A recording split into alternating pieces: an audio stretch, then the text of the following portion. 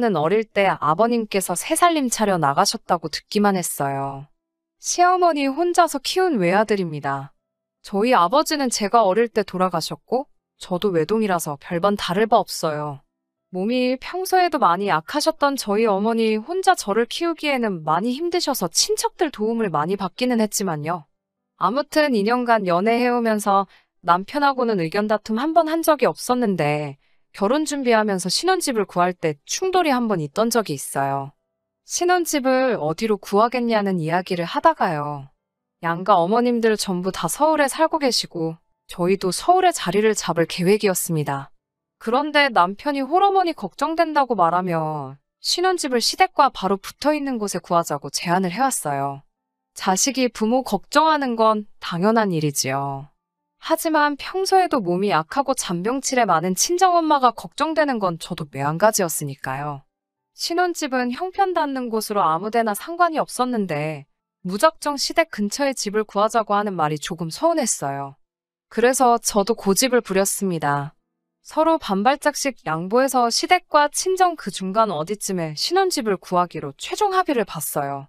집값 문제 때문에 굳이 따지자면 시댁에서 조금 더 가까운 위치이기는 했지만 차로 운전했을 때 거리가 5분 정도 차이가 날 뿐이기 때문에 그게 크게 문제가 되지는 않았어요. 시어머니도 혼자서 아들 키우셨으니 저나 친정엄마가 겪어온 삶을 충분히 이해해 주셨고 저한테도 참 잘해 주셨어요. 고부 갈등은 따로 없었는데 결혼하고 나서는 오히려 남편과 잦은 마찰이 생기게 되었어요. 외아들이다 보니 시어머니께서 이따금씩 딸 가진 사람들 보면 그렇게 부러워하셨다네요. 그래서 시어머니께 애교도 부리고 딸 같은 며느리가 되어달라고 하더라고요. 그렇게 하는 건 어려운 일도 아니지요. 평소 무뚝뚝한 남편 성격도 알고 있고 시어머니라는 이유 하나만으로 제가 거리 두고 지내고 싶은 생각도 없었지만요. 살가운 며느리가 되는 건 일도 아니지요.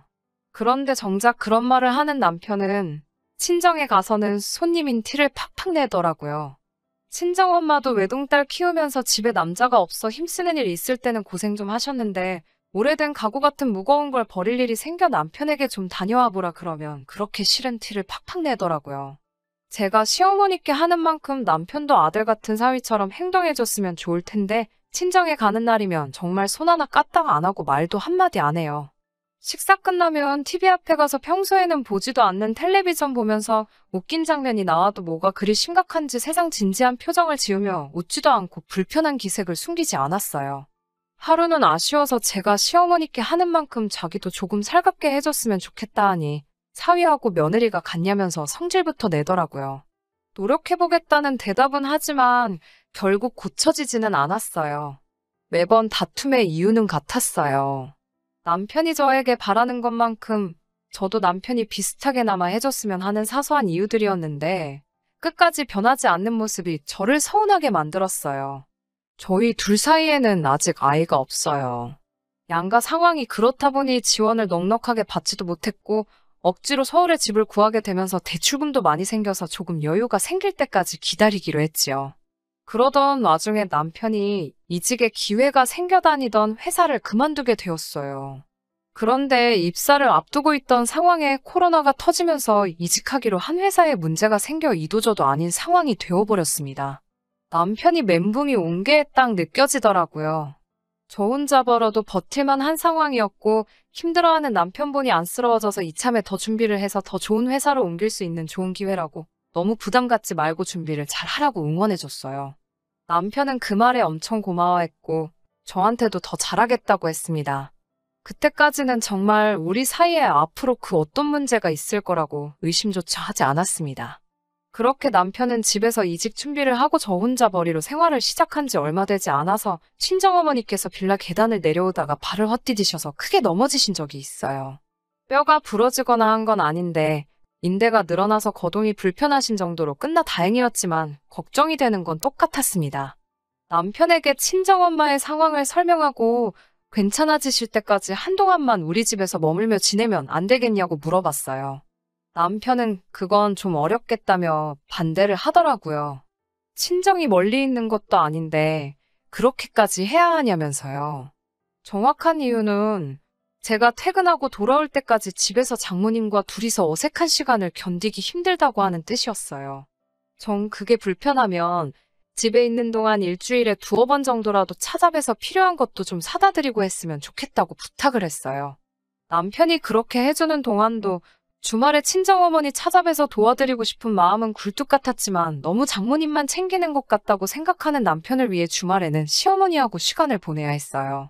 다행히 어머니 다리 상태가 생각보다 금방 나아지셔서 아직 절뚝거리시기는 했지만 혼자서도 어지간한 것들 다 하실 수 있다고 사위가 그동안 고생이 참 많았다고 하시더라고요. 남편에게 그래도 집에 있는 동안은 가끔씩 찾아뵙고 해달라고 했더니 그 나이 때 안 아픈 어르신들이 어디 있냐고 하면서 장모님이 괜찮다는데 유난 좀 떨지 말라고 하더라고요. 그 이후로 가끔씩 저희 어머니가 다리 한쪽이 저리다고 전화를 몇 번 하신 적이 있어요. 병원에 가보시겠냐 여쭈어봐도 괜한 걸로 사위 고생시키고 싶지 않다고 거절을 하셨어요. 그냥 다리 다쳤던 거 후유증인가 보다 하고 넘어갔죠. 그리고 잊을 수 없는 그날이 찾아왔습니다. 그날따라 회사에서 아침부터 회의에다 일이 정신없이 바빠서 친정어머니한테 걸려온 전화를 받지 못했어요. 한참 뒤에야 엄마한테서 온 문자를 확인했고요. 두통이 너무 심해서 낮잠도 못 자겠다고 보내셨더라고요. 집에 있는 남편에게 전화를 해서 상황이 이래저래 하니 잠깐 엄마한테 다녀오고 가능하면 병원에도 좀 모셔다 줄 수 있냐고 부탁을 했습니다. 남편은 장모님 몸 안 좋은 게 하루 이틀일도 아니고 평소에도 엄살이 엄청 심하시지 않냐고 대놓고 가보기 싫다는 걸 돌려서 말하더라고요. 자기네 엄마는 열이 펄펄 끓어도 병원 한 번 안 가고 자기한테 엄살도 안 부리신다고요. 툭하면 병원이며 약이며 그걸 엄살 부리실 때마다 매번 어떻게 다 챙겨드리냐고 짜증을 내더라고요. 자기도 집에서 노는 게 아니라 이직 준비하느라고 힘든데 자기를 지금 집에서 노는 사람 취급하는 거냐며 화를 내길래 전화로 대판 싸우게 되었습니다. 혼자 택시 타고라도 병원에 다녀와 보시라 전화를 걸었는데 받지를 않으셨어요. 낮잠을 청하고 계셨으니 잠드신 거라 생각하고 따로 전화는 더 하지 않았습니다. 마침 야근까지 겹쳐서 그날 아주 늦게 퇴근을 하게 되었고 퇴근길에도 전화를 드렸는데 안 받으시길래 괜히 푹 주무시는 거 깨우나 싶어 다음날 일찍 전화드려야겠다 했어요. 평소에도 새벽잠이 많이 없으신 편이라 저도 아침 일찍 일어나 전화를 드렸는데 평소라면 한참 일어나 계실 시간인데도 전화를 받지 않으셨어요. 그때부터 안 좋은 예감이 들고 괜히 마음이 진정이 되지 않더라고요. 출근도 하지 않고 친정으로 향했습니다. 어머니는 바닥에 쓰러져 계셨어요. 급성 뇌경색이었습니다. 이미 골든타임을 놓치고 한참 시간이 지난 뒤였기 때문에 손쓸 도리가 없었고 뇌사 판정을 받으시고 나서 얼마 뒤 병원에서 돌아가셨습니다. 누구 탓을 하겠어요. 제가 이미 남편에게 다녀와 보라 전화했을 때에도 이미 늦은 상황이었대요. 남편이 제 말을 듣고 곧바로 친정으로 향했다 한들 이미 손쓰기에는 늦은 시간이었던 거예요. 제 잘못이 분명했어요. 엄마는 이미 몇 번이고 저에게 몸 상태가 평소와 다르다고 자주 연락을 했었는데 회사 일이 바쁘다는 핑계로 매번 남편에게 부탁만 하고 그냥 평소처럼 몸이 안 좋으신가 보다 하고 넘겼던 제 잘못이 분명했어요. 남편이 아주 잘못이 없다고 할 수는 없지만 제 잘못이 큰데도 남편을 원망하게 되었습니다. 그동안 장모님이라고 우리 엄마 불편하게 대했던 그런 식으로 저를 아쉽게 만들었던 일들이 자꾸 생각이 났어요. 한동안 한 집에 살면서도 서로 없는 사람인 척 살았습니다. 남편도 나름 저에게 미안한 마음이 있었을 테고 저도 엄마가 돌아가신 이유를 남편의 탓을 하기 시작했으니 집안 분위기가 말도 아니었어요. 그러다 하루는 아침에 일어났는데 평소보다 기분이 상쾌하더라고요. 제 눈치 본다고 거실 소파에 앉아 커피 테이블에 허리 숙이고 공부하고 있는 남편을 보니 원망스러운 것보다도 미안한 마음이 더 크게 들더라고요. 남편에게 그동안 견뎌줘서 고맙다. 그리고 미안하다 사과를 했어요. 남편도 그 말에 눈물을 펑펑 쏟으면서 자기 잘못이 크다며 저한테 사과를 해왔고요. 그날 저는 어머니를 떠나보낸 사실을 이겨내고 남편과의 쌓여있던 악감정도 전부 풀었습니다. 그때까지만 해도 정말 저는 우리 사이에 이제 좋은 일만 가득할 거라고 생각을 했어요. 그리고 같은 주 주말에 퇴근을 하고 왔는데 현관 앞에 커다란 여행 가방이 하나 있고 집안은 어수선하더라고요. 옷방으로 쓰던 방에 있는 옷들은 거실 밖으로 다 꺼내져 있고 옷방 안에 시어머니가 짐을 풀고 계셨어요. 어머님께 어쩐 일로 오셨냐 물으니 남편이 말을 안 해줬냐고 위화해 하시더라고요. 남편한테 가서 무슨 일이냐 물으니 남편이 이제는 저에게 시어머니와의 합가를 요구하네요. 장모님 그렇게 된 거 보라고 자기는 이제 같은 후회를 남기기 싫다. 장모님 돌아가시고 나서 사실 혼자인 시어머니 걱정에 자기도 잠도 제대로 이루지 못했다고 말을 하네요. 평소에도 딸 같은 며느리였고 시어머니도 저에게 잘 해주니 어려울 게 뭐가 있느냐고 하네요.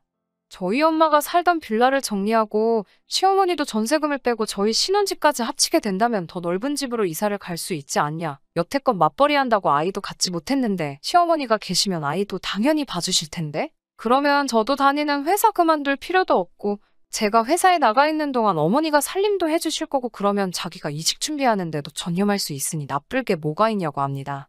틀린 말 하나 없기는 한데 그 설명을 들으니 다 이겨낸 줄 알았던 엄마 생각이 나더라고요.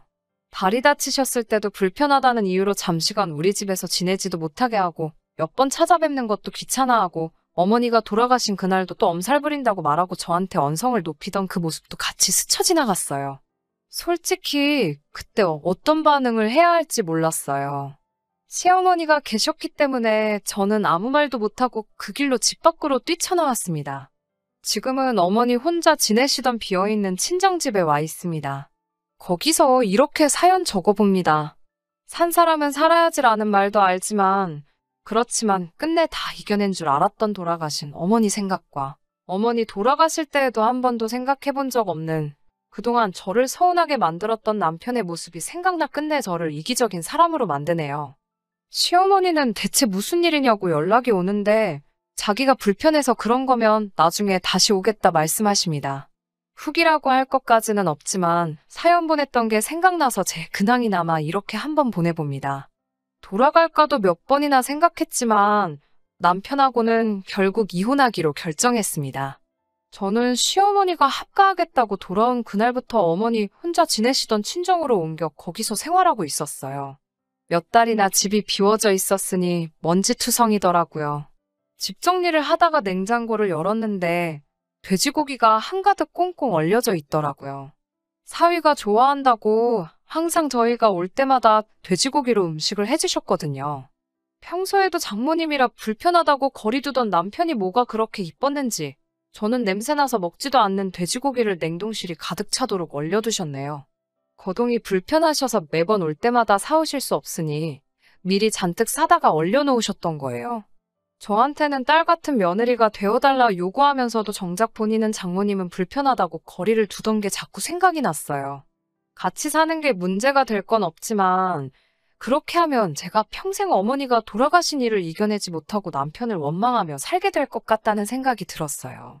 그래서 몇 날 며칠을 고민하다가 이혼을 하기로 최종 합의를 보았습니다. 시어머니는 혹시 이 결정이 본인의 합가 때문에 그런 거냐고 하시면서 자기는 혼자 살아도 문제없다고 저를 말리셨어요. 하지만 이제는 더 이상 합가의 문제가 아니었어요. 마음속 깊이 아직도 남편을 원망하고 있는 제 자신이 문제였던 거예요. 언젠가는 이겨낼 날도 올 것이고 이 결정을 후회할 날이 오기도 하겠죠. 하지만 합가를 하던 하지 않았던 간에 홀어머니 가지고 있는 똑같은 상황에서도 자기 엄마만 챙기고 우리 엄마는 등한시했던 남편과 계속해서 가정을 이루었다면 이 결정은 시간 문제이지 언젠가는 비슷한 다른 이유로 같은 일이 생길 것이 눈에 보여서 결국에는 이혼을 결심하게 되었습니다. 사연 끝까지 들어주시고 후기 기다려주신 분들께 감사의 말씀을 드리겠습니다.